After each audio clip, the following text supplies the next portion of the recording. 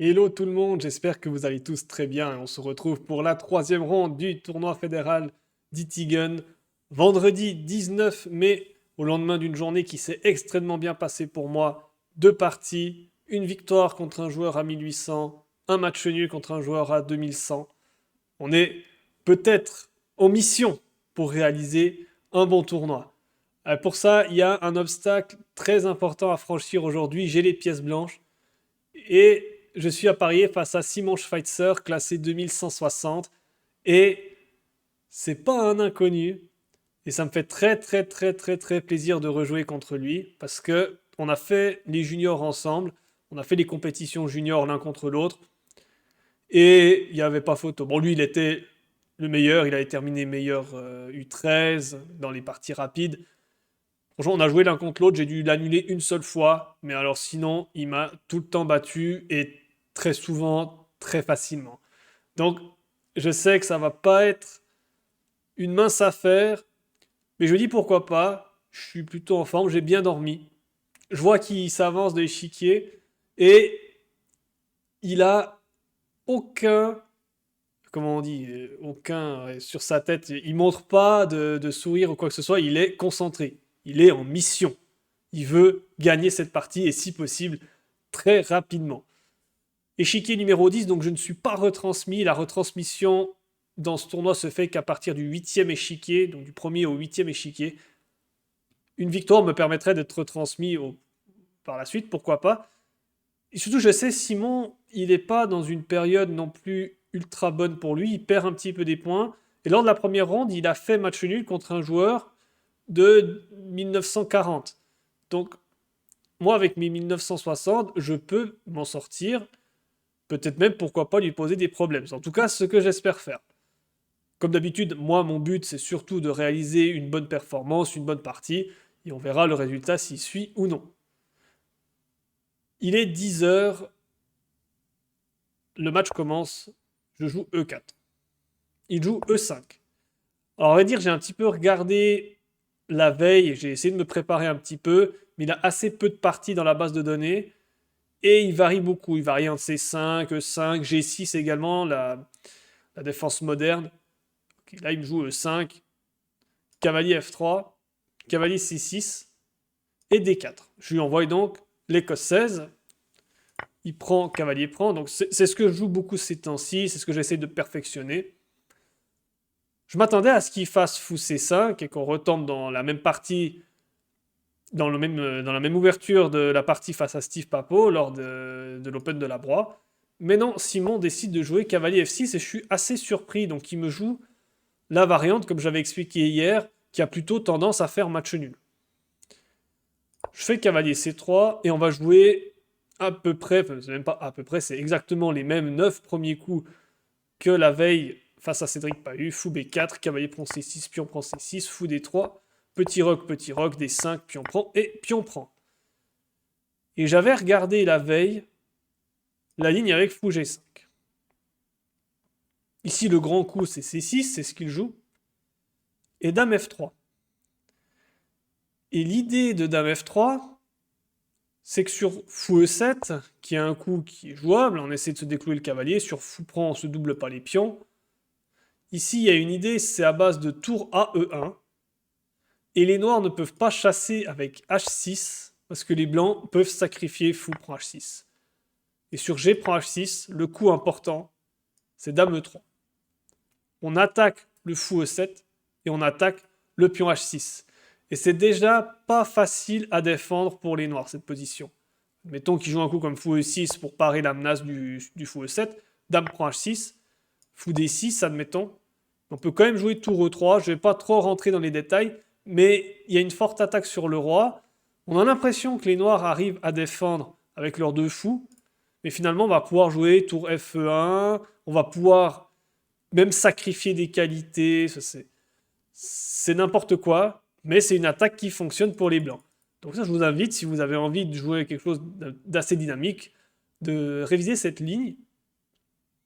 Mais Simon, il me joue tour E8.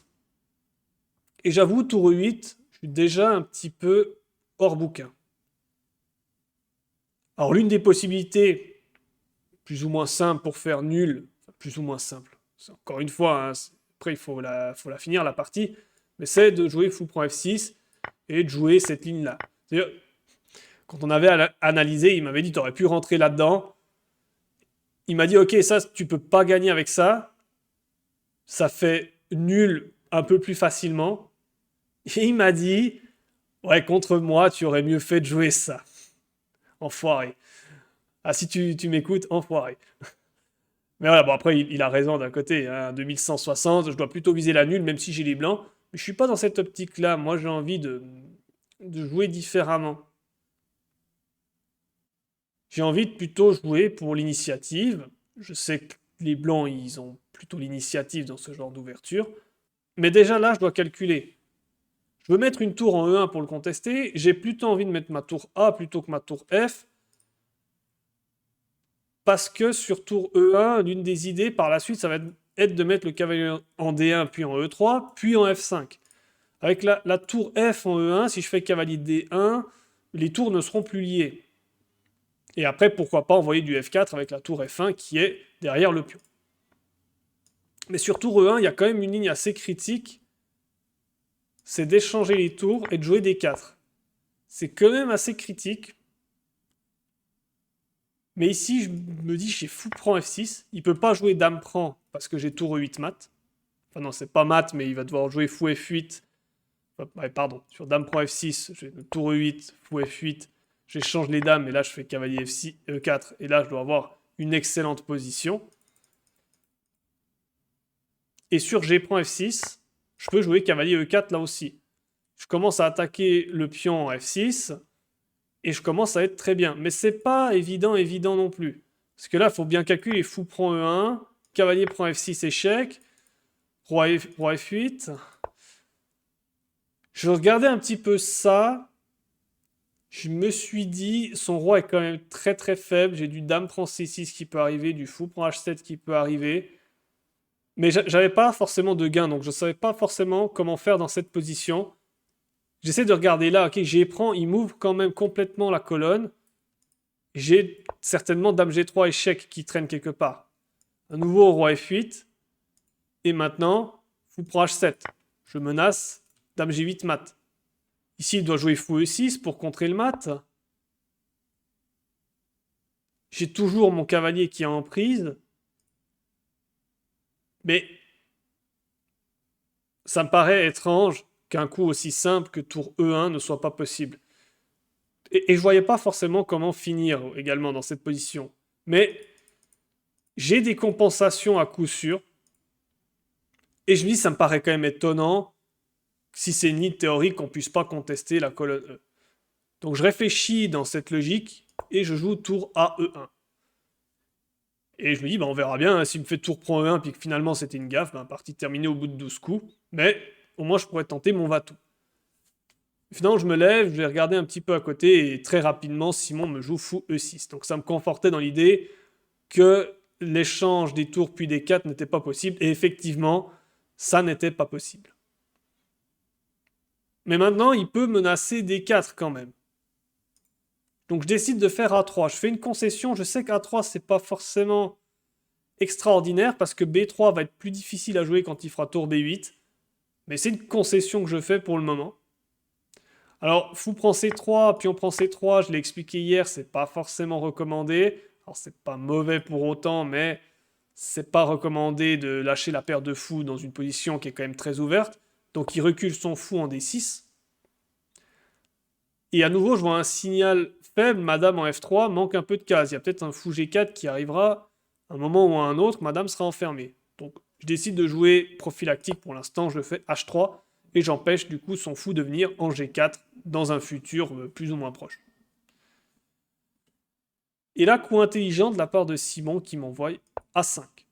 Il m'avait expliqué à l'analyse, je ne veux pas te laisser jouer B4 parce que tu vas prendre de l'espace, donc je préfère jouer A5 tout de suite, comme ça tu n'as plus cette possibilité de B4. Et l'ordinateur valide totalement ce coup, c'est très bien joué. Mais maintenant, moi j'ai mon idée.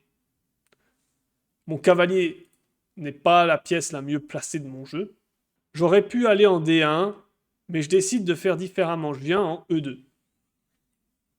Mon idée, c'est que je peux peut-être passer par la case D4, qui gagnera un temps sur le pion. Pourquoi pas, j'affaiblirais son aileron en prenant, puis qu'il doit reprendre du pion F. Mais également, et surtout, je me rapproche de la case F5. Et là, il va réfléchir pas mal de temps. Il va finir par me jouer fou E5. Donc il m'interdit cavalier D4, il m'attaque mon pion B2. Ça, j'avais prévu, je fais C3, je contre son cavalier. Et également, C3, mon idée, c'est des idées de fou C2, dame D3, et la batterie la plus classique. J'ai ça dans un coin de ma tête. Et là, il va me jouer un coup que je m'attendais pas. Je pensais qu'il allait me jouer tour B8, sur quoi j'aurais joué fou C1 pour défendre le pion B2. Mais il va me jouer un coup que j'ai pas trouvé super. Il joue H6.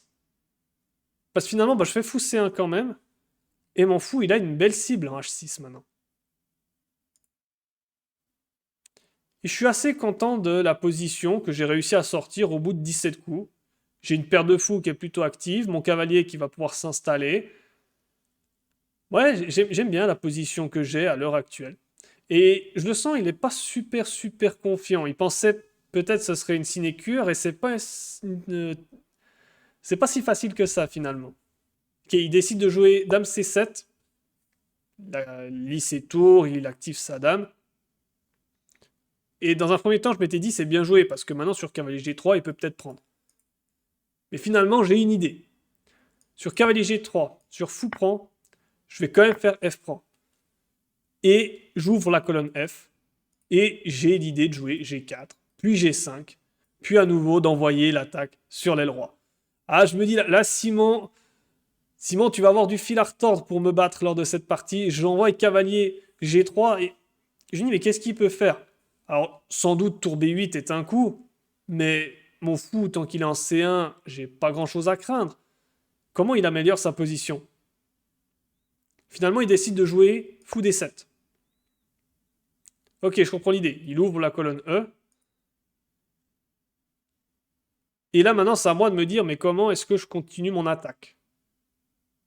Mes pièces sont assez bien placées. Mon fou C1 qui protège et qui attaque, mon fou D3 qui est bien ici aussi, madame F3 qui peut pas vraiment s'améliorer pour l'instant. Ma tour F1, elle est pas forcément bien placée, mais en cas de fou prend G3, j'ai F prend et ma tour a de l'activité. Et j'avais pensé à jouer tour E2 pour doubler. Mais je me dis, c'est un peu bête du coup si je veux doubler. Après, fou prend G3, j'ai plus vraiment le contrôle de la colonne F, ou bien je vais devoir revenir. C'est pour ça que j'ai décidé d'améliorer d'abord mon cavalier. Et je fais cavalier F5. Et je me suis dit, la possibilité de doubler sur la colonne E, j'aurai le temps de le faire plus tard si ça me chante. Il joue fou prend F5. Il échange du coup sa paire de fous. Mais il donne son fou le plus mauvais. C'est plutôt bien joué. Je décide de faire fou prend. Et il joue tour E7. Et là, dans cette position, j'avoue que je suis pas super à l'aise. Parce que je vois arriver tour AE8. Et comment je fais pour contrer ça? Et je sais pas trop comment je peux faire. Parce que si je fais un coup comme tour E2 ou tour E3, il va à tous les coups faire fou H2 échec et échanger à ce moment-là. G3, je sais pas, j'ai pas vraiment voulu jouer ça parce que ouais, je bloque la diagonale, mais il commence à y avoir de l'air sur le roi. Il peut y avoir des lignes qui s'ouvrent. J'aimais pas trop G3 dans un premier temps, puis surtout, je lui laisse le temps de doubler immédiatement. Je me suis dit, il faut que j'empêche tout de suite de doubler. Je fais tour E2. S'il double avec tour E8, je fais tour E1. Et s'il fait fou H2, ce qui s'est passé dans la partie, je fais roi H1, tour prend E2, dame prend E2, tour E8. Et là, je décide de venir en D1. Pourquoi je viens en D1? Parce que je veux jouer tour E1 et essayer d'échanger un maximum de pièces. Là maintenant, j'essaye un petit peu de simplifier parce que finalement, la tendance, elle est plutôt à l'inverse. C'était moi qui avais une belle attaque, mais depuis qu'il a fait fou prend F5 et tour E7, maintenant, c'est lui qui a plutôt le couteau par le manche. Ça me dérange un tout petit peu. Et du coup, j'essaie de simplifier au maximum la position.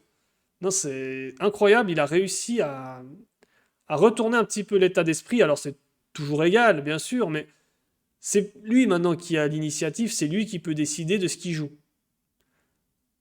Il joue fou F4, logique, parce que je menaçais quand même G3 et de gagner une pièce, donc il recule son fou. Et je fais tour E1.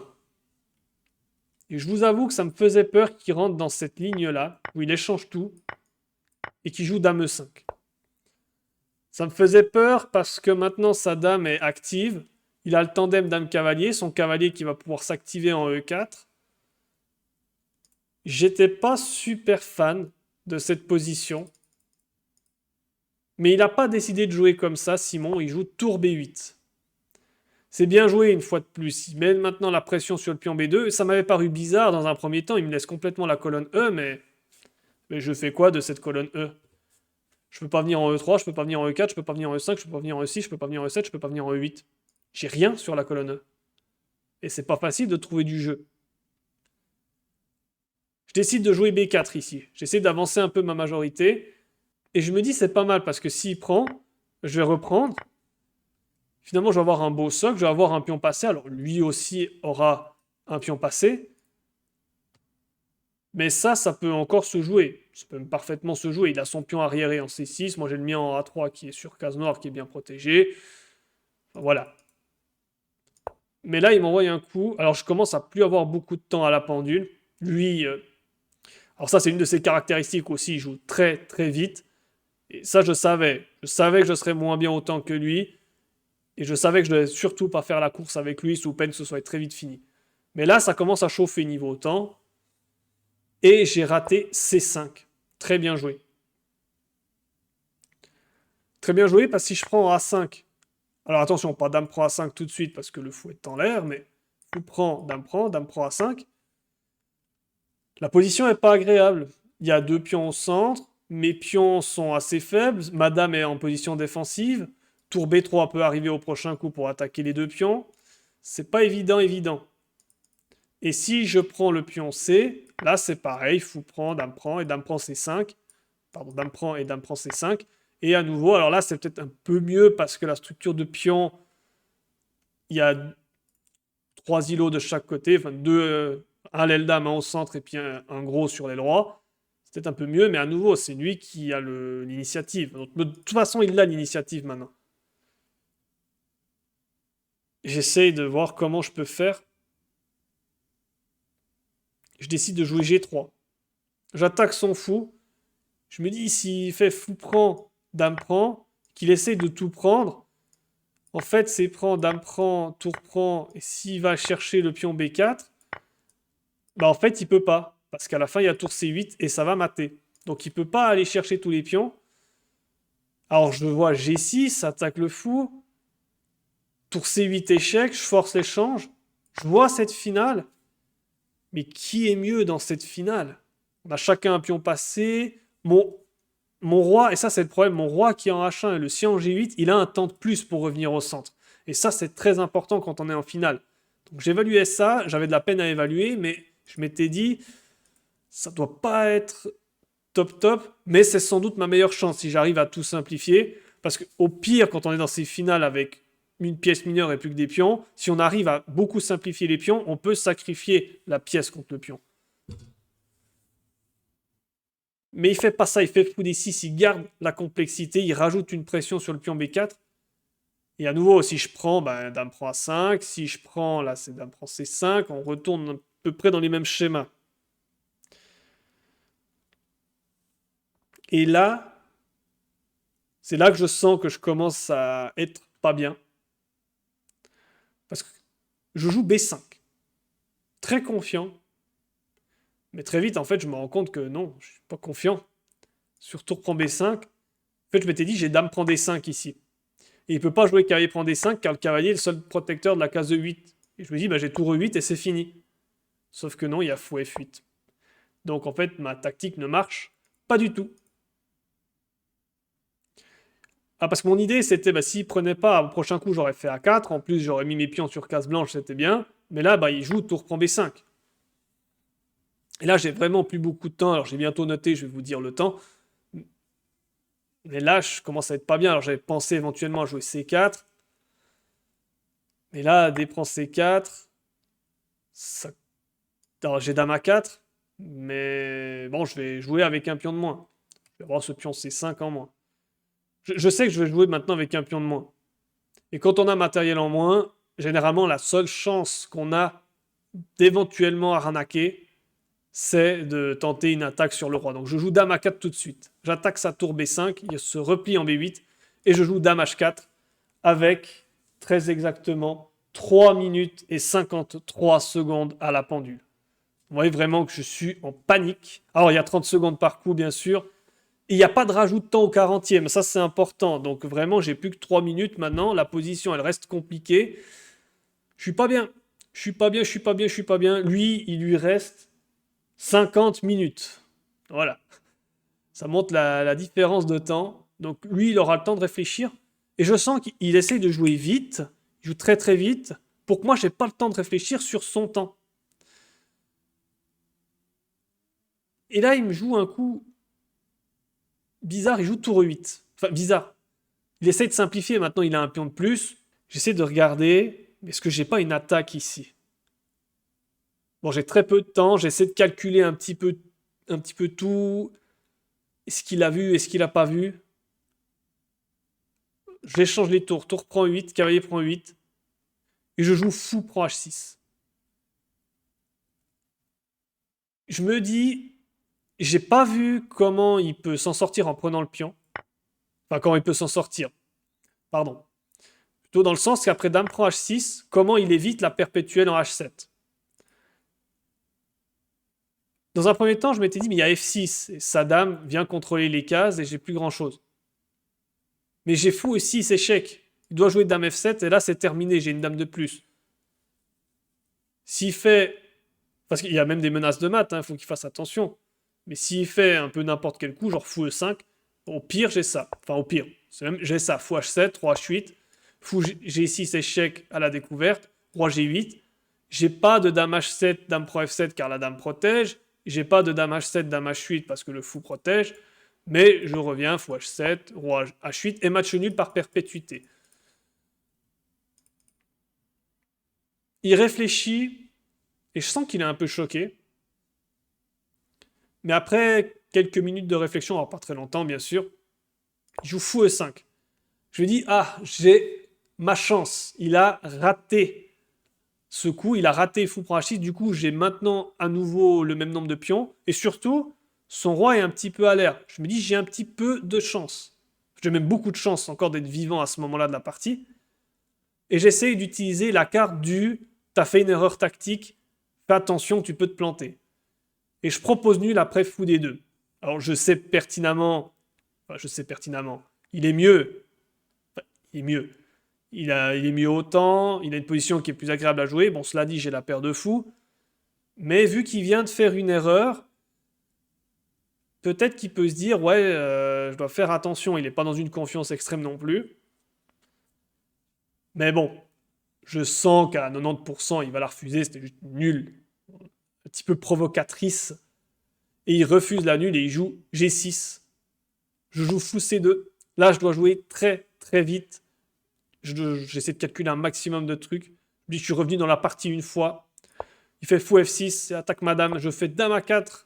J'attaque son cavalier E8. Il fait cavalier D6. Je sais pas forcément quoi faire. J'ai une majorité à l'aile roi. Son roi est un petit peu faible. Ok, je tente de jouer H4. Je tente d'aller attaquer son roi. Il joue cavalier C4. Il active son cavalier. En deux coups, le cavalier est passé de nul à E8 à très fort en C4. Je fais fou F4. J'attaque sa dame. Et j'avais peur qu'il me fasse fou E5, ce sur quoi je ne sais pas trop ce que j'aurais répondu. Mais il me joue dame D8. Ok, dame D8. J'essaie de réfléchir comment je fais. J'ai mon pion C3 qui est attaqué par le fou. Dame B3, c'est passif. Je tente quelque chose, je fais fou D3. J'attaque son cavalier. Il joue cavalier B2, je m'attendais. Il va aller chercher ma paire de fous. Mais ça me permet de jouer dame C2. Je défends mon pion C3. Il prend le fou D3. Je fais dame prend D3. Ça devient tendu au niveau du temps. 40e coup. 40e coup, j'ai plus que 2 minutes. Lui, il a quand même pas mal réfléchi. Il lui reste plus qu'une demi-heure maintenant. Il joue Dame D7. Il essaie de rentrer en H3. Je joue Roi G2. Je centralise mon roi et j'empêche Dame H3. Je fais Dame C6. Il veut faire D4 échec et prendre en C3. Je joue Dame F3. J'empêche. Il fait C4. C'est bien joué. Il met ses pions sur case blanche. Sa dame est très bien placée. Je ne peux pas vraiment jouer A4 parce qu'il y a des idées de dame prend A4. Mon roi est assez faible. J'essaie de voir comment est-ce que je peux l'attaquer. J'essaie de regarder H5. Mais sur H5, G prend, dame prend. Et il y a des idées de D4 échecs qui reviennent.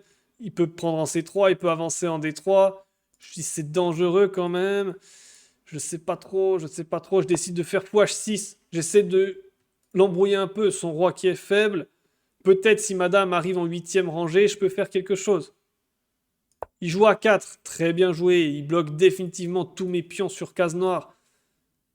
Je fais roi H3, j'essaie de me libérer de cette diagonale. J'ai plus beaucoup de temps. Je veux faire G4 pour jouer G5. Il fait dame E6 échec. Du coup, j'en profite, je fais G4. J'essaie d'attaquer, je fais ce que je peux. Il fait fou E7. Encore une fois, bien joué. Il va chercher mon pion A3. J'essaie de voir comment je peux attaquer, comment je peux contrer. J'essaie de regarder, je vois pas grand chose. Je tente dame D1. J'attaque son pion A4. Il joue dame F6. Coup que j'ai raté. Et là, je sens que c'est terminé. Je sens que c'est terminé. Il menace le pion F2. Il menace le pion C3. J'essaie de voir qu'est-ce que je peux faire. Est-ce que je prends en D5? Il va prendre en C3 sur échec. Puis prendre en A3. Si je prends A4, il va peut-être soit prendre C3, soit prendre F3. Il peut même, si je prends en A4, faire Dame F3, Roi H2, Dame prend F2, Roi H3, retour en F3, puis chercher le pion C3. Mais je me dis, j'ai peut-être des idées là. S'il fait tout ça, j'ai Dame E8 en fin de ligne. Ok, je le tente, j'ai plus que 10 secondes à la pendule. Je fais Dame prend A4. Et au 47e coup, j'oublie encore une menace. Il joue Dame prend H4, échec. Mon roi est attaqué, mon fou est attaqué. C'est terminé, même si j'écarte mon roi, il prend Dame E8. Il aura fou F8, tout simplement. Après 47 coups et un long side note, je dois m'avouer vaincu lors de cette partie. Grand bravo à Simon, et je suis content. Il a quand même su, et Simon, il m'a avoué à la fin de la partie, après quand on a analysé, qu'il n'était pas serein à un moment dans la partie, et puis que c'était une très très grosse bataille. Et c'est ça, je suis content de ma partie de manière générale. Je vais vous envoyer le rapport. Alors, le rapport de partie, le voilà. Et vous voyez, c'est quand même assez égal. Mais il a réussi à prendre au fur et à mesure le couteau par le manche. Et avec la pression du temps, j'ai fini par craquer. 86% de précision, c'est plutôt une bonne partie. 93 pour Simon. Et au rapport de partie, 2250 de niveau. Donc, c'est quand même une bonne partie, c'est un bon niveau. Vous voyez, la finale, alors lui, il n'a pas non plus été très précis dans la finale. Et on va voir tout ça, parce que j'ai dit 2-3 petites choses, évidemment, que vous vous dites peut-être qu'il y avait mieux à faire. On va voir tout ça depuis le début. Alors c'est parti. Alors le début, c'est la théorie jusqu'au 9e coup. Ça, on l'a vu hier, qui plus est. Alors fou G5, C6, Dame F3, tour E8. Alors tour E8 existe, tout à fait. Tour E1, c'est OK. Et effectivement, d'échanger de jouer D4, c'est une faute. C'est pour ça qu'il fait fou E6. Alors je vous laisserai voir de votre côté toutes ces idées avec H6, fou prend H6. Ça peut être une bonne idée dans votre répertoire si vous voulez jouer agressif. Alors fou E6. A3, ça c'est pas un coup extraordinaire, mais ok, il est encore jugé correct. H3 c'était bon. En fait, globalement c'est bon jusque là. Et là, cavalier F5. Alors, Lichess dit que c'est bon. Chesscom dit que c'est une imprécision. Effectivement, maintenant, avec le recul, je regrette d'avoir joué cavalier F5. J'aurais dû prendre mon temps et tour E2 était le meilleur coup. Et en fait, on s'en fiche qu'ils prennent. Bah, s'il prend, bah, pion prend. Et au pire du pire, bah, t'as le pion G pour attaquer. Juste l'amélioration de pièces, tour F1. Et là, alors, c'est nul, mais j'ai encore le couteau par le manche. Mais en faisant cavalier F5, bah, je lui permets d'échanger sa plus mauvaise pièce contre l'une de mes pièces maîtresses. Alors, paradoxalement, c'est dit que c'est une imprécision. mais pas tant que ça stratégiquement. Et ici, tour E2 est une imprécision et G3 était le bon coup. En fait, il fallait pas avoir peur de jouer G3. Mettre le roi en G2 tranquillement. On le laisse doubler en fait. L'ordinateur, il dit, ok, il n'y a pas de souci. Il veut doubler. Bah, toi, tu mets ton roi à l'abri, tu fais roi G2. Et finalement, bah, il fait quoi de sa colonne E? Ben, pas grand-chose finalement. S'il écarte, ben, t'échanges. Tu prends, t'en prends. Et si tu peux même tenter B4 et une extension à l'aile dame. Et c'est même les blancs qui sont un tout petit peu mieux dans cette position. C'est un peu dommage, j'ai voulu tenter tour E2, mais finalement c'était pas la bonne idée. Alors après, ça devenait tendu, et là j'ai commencé à mal jouer, alors là c'est carrément une erreur. Lichess est gentil de dire que c'est qu'une imprécision. Et là, ben, le moment qui me permet de revenir dans la partie, fou prend H6, ça me permet de revenir, et effectivement, pion prend H6, les noirs ne peuvent plus gagner, c'est nul, absolument forcé. Et donc fou E5, bien joué, il s'est pas affolé, il a fait une faute tactique, il s'est pas affolé. Et ensuite, là, je commence à plus avoir beaucoup de temps et je vais commencer à mal jouer. Fou D3 n'était pas précis. Il fallait en fait jouer roi G2 dans cette position. En fait, ça me paraissait bizarre de laisser comme ça le pion C3. Mais en fait, il y a un coup ici pour les blancs, c'est dame C6. Et même, on laisse encore le deuxième pion en A3. Et là, le coup, c'est fou G5. En fait, on tente une attaque. Ah, et je vois l'idée. Ah, c'est joli. Il veut jouer fou. Ah non. J'avais vu fou prend G6. Ah non, c'est si, je joue dame B8. Je joue dame B8, là, il y a fou prend G6. F prend G6. Dame prend G6. Roi H8. What? Dame H6. Alors ouais, ok, on peut répéter comme ça si on veut. Et sur fou G7, fou F6, dame F8. Ah ouais, c'est pas mal. Et là, il y a une nulle forcée comme ça, dame E8. Roi H7 et dame H5. Ah ouais. Bon, c'est pas facile à voir, surtout avec peu de temps. Faut sacrifier les pions et le fou. Mais effectivement, il y avait encore une possibilité de jouer une contre-attaque immédiate. Pas facile, pas facile. J'ai fait fou D3, du coup, j'ai tenté de magouiller tout simplement, mais là, il a très bien joué jusque-là. Là, il y a assez peu de fautes, et en fait, on va commencer à faire des fautes. À partir de là, fou H6, c'était pas terrible, et là, le meilleur coup. Je vous ai dit, il y a A4, il y a dame prend A4, mais en fait, à nouveau, A4, bah, il peut pas vraiment faire dame prend A4, enfin, il peut, même c'est le meilleur coup, mais j'ai dame prend D5. Ah, mais fou prend C3, et H5. Ouais, c'est vraiment ça, on peut laisser les pions de l'aile dame et jouer vraiment la contre-attaque à fond, et là, ça, c'est nul. C'est pas. En fait, c'est. Je sais pas comment expliquer, mais avec très peu de temps, en fait, tu vois les menaces directes et t'as plus de mal à voir en profondeur. Pourtant, en fait, j'ai tenté de jouer fou H6 et de lancer une attaque. Et c'est paradoxal, mais en fait, l'attaque, tu peux la lancer si tu donnes tout sur l'aile dame. Et du coup, A4 a très bien joué. Et là, ça commence à être tendu. Là, c'est -1. Et après, roi H3, c'est -1, 8. Bon, là, ça devient tendu. Le meilleur coup, c'était fou G5, mais tu viens de jouer fou H6.